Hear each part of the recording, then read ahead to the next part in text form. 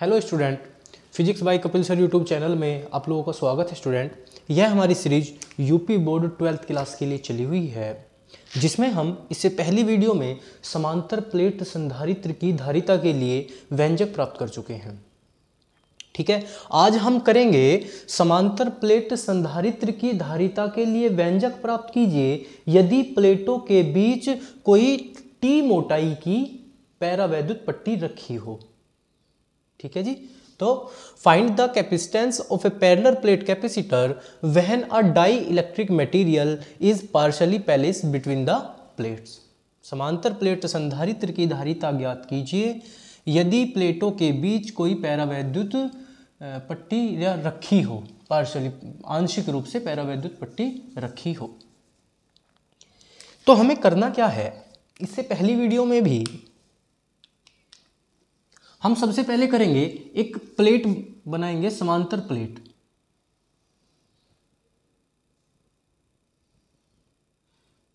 इस वीडियो को, इसी पट्टी को नाम देते हैं हम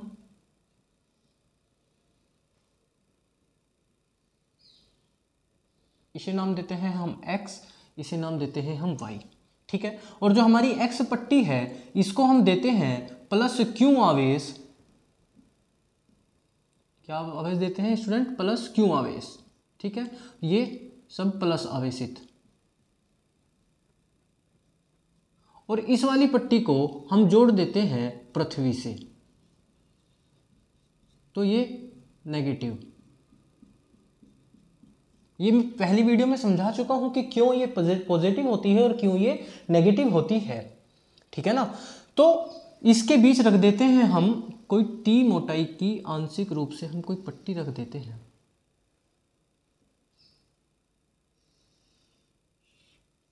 जिसकी मोटाई होगी टी।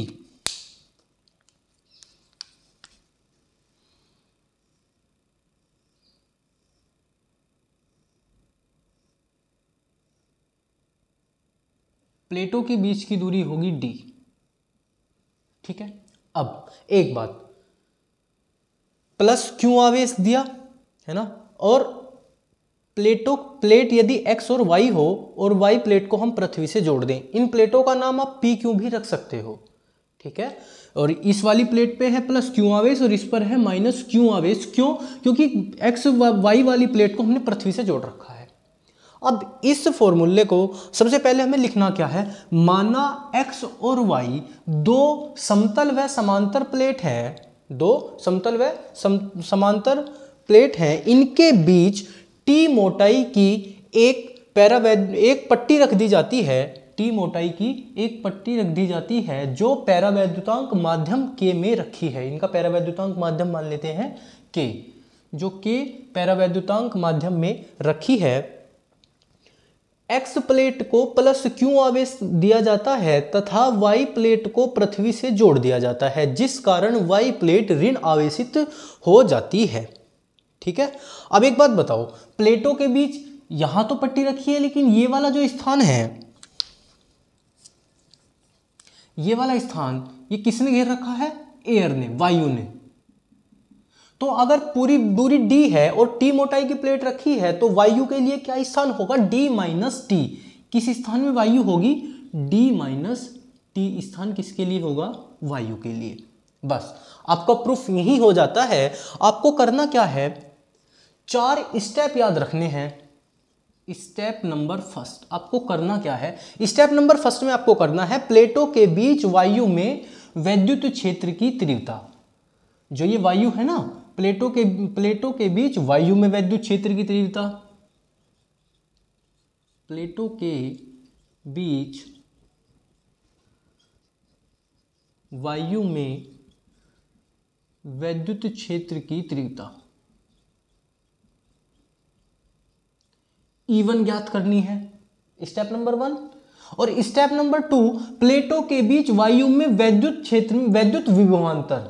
स्टेप नंबर 2, वैद्युत विभवांतर आपको V1 ज्ञात करना है। ठीक है, स्टेप नंबर 3, ये स्टेप नंबर 2 हो गया। स्टेप 3, अब ये तो प्लेटों के बीच वैद्युत क्षेत्र की तीव्रता हो जाएगी। अब हम ज्ञात करेंगे पैरावैद्युत पट्टी में वैद्युत क्षेत्र की तीव्रता। ये तो यहां ज्ञात करी थी, अब पैरावैद्युत पट्टी में पैरावैद्युत पट्टी में वैद्युत क्षेत्र की तीव्रता E2। ठीक है, अब पैरावैद्युत पट्टी में वैद्युत विभवांतर V2। बात समझ में आई। और समांतर प्लेट संधारित्र की धारिता का सूत्र होता है C = Q/V। तो कहने का मतलब ये है हमको E1 और E2 एलिमिनेट करने हैं और हमें दोनों का विभवांतर V = V1 + V2 करना है और हमें V का मान यहां रखना है। देखो, वीडियो लंबी हो जाए या वीडियो छोटी रहे, आपको समझ में आना चाहिए। हमें सबसे पहले करना क्या है, जो ये रिक्त स्थान बचा हुआ है यहां वैद्युत क्षेत्र की तीव्रता ज्ञात करनी है और फिर वैद्युत विभवांतर ज्ञात करना है। उसके बाद जो हमने ये प्लेट रखी है इसमें वैद्युत क्षेत्र की तीव्रता ज्ञात करनी है और इसका विभवांतर ज्ञात करना है। और जो हमारी धारिता का सूत्र होता है C = Q/V, उसमें कहीं E तो नहीं होता, तो E को कर देंगे हम एलिमिनेट, E को हटा देंगे। ठीक है जी।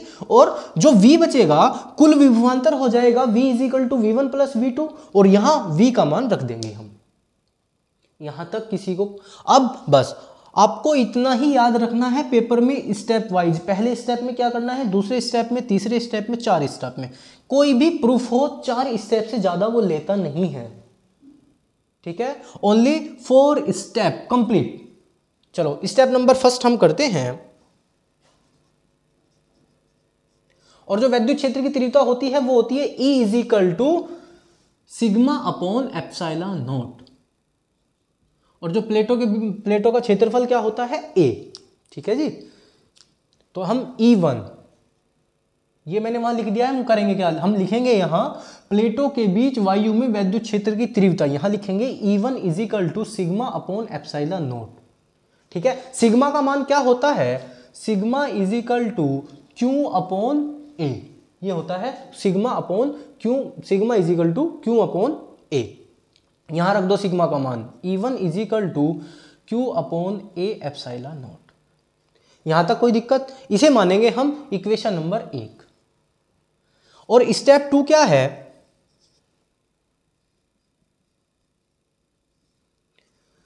प्लेटों के बीच वायु में वैद्युत विभवांतर जो होगा V1 = ED होता है ना, इससे पहली वीडियो में हमने करा है ED। तो हम यहां लिखेंगे V1 = E1 और D का मान क्या था D - T, यही तो था ना, ये अलग है स्टूडेंट, D - T। अब हम करेंगे क्या, E1 का मान यहां रख देंगे, तो V1 बराबर क्या हो जाएगा QA/ε0 D - T। ये हमारा E1 और V1 का मान कंप्लीट हो गया। यहां तक किसी को कोई दिक्कत, इसे मान लेंगे इक्वेशन नंबर 2। अब हम करेंगे क्या, स्टेप नंबर 3। स्टेप नंबर 3 क्या है हमारा, पैरावैद्युत पट्टी में वैद्युत क्षेत्र की तीव्रता क्या है E2। E2 क्या है, यही σ/Q/ε0 यही आएगी ना, तो यहां से आ जाएगा Q/KA/ε0। क्यों, क्योंकि ये एक K डाई इलेक्ट्रिक मीडियम में रखी है। ठीक है ना, ये वहन डाई इलेक्ट्रिक मटेरियल्स, ये एक पैरावैद्युत पट्टी रखी है, तो E2 = K/K/ε0, ये आ गया जी समीकरण नंबर 3। अब ऐसे ही V2 निकालेंगे। V2 हमारा क्या था, V = ED होता है ना, तो यहां V2 = ED, D की जगह क्या आ जाएगा T। ठीक है, कोई दिक्कत, V2 बराबर, इसे चलो लिख ही देता हूं पहले, V = ED होता है, तो यहां V2 बराबर आ जाएगा E2T। E2 का मान समीकरण 3 से रख दो जी इसमें, तो V2 बराबर क्या हो जाएगा हमारा Q/KA/ε0T। यहां तक किसी को कोई दिक्कत।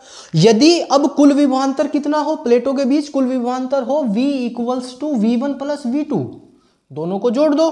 दोनों को जोड़ने के बाद क्या आएगा, V = Q/A/ε0 दोनों से कॉमन, Q/A/ε0। अंदर क्या बचेगा, एक तो बचेगा क्या हमारा, यहां T था स्टूडेंट, है ना, यहां T तो होगा, हाँ यहां T होगा, E2 में यहां T होगा, है ना। यही तो भाई देखो हमारा क्या बना था, E2 हमारा बना था नहीं नहीं नहीं, ये E2 में T नहीं है भाई, ये V में T है, क्योंकि विभवांतर ज्ञात करा था ना हमने, ये रहा भाई, ये रहा T और V1 कहाँ, ये रहा T, ठीक है। तो अंदर देखो V is equal to Q upon A epsilon naught, अंदर क्या बचेगा D minus t plus T upon K, भाई यही तो अंदर बचेगा, D माइनस टी तो इसका, और बचा क्या V2 का क्या T अपॉन के। यहां तक किसी को कोई दिक्कत? अब हमें V का मान ज्ञात कर दिया, लेकिन समांतर प्लेट संधारित्र की धारिता होती क्या है, C बराबर Q अपॉन V। तो इसे तो मान लो समीकरण नंबर 4 और इसे मान लो समीकरण नंबर 5। समीकरण 4 से V का मान समीकरण 5 में रख दो, तो C बराबर Q अपॉन, रख दो जी, Q upon A epsilon note D minus t plus T upon के। और कुल मान हमें, मतलब जो Q से Q कटा, हमें C का मान क्या मिल जाएगा, A epsilon naught upon D minus t plus T upon के। यही हमें प्रूफ करना था, ठीक है। और इसका संधारित्र की धारिता का मात्रक क्या होता है, फेरड ज्ञात लेते हैं ना हम इसका मात्रक। बताओ यहां तक किसी को कोई दिक्कत? बिल्कुल इजी वे में आपको 4 स्टेप याद रखने हैं।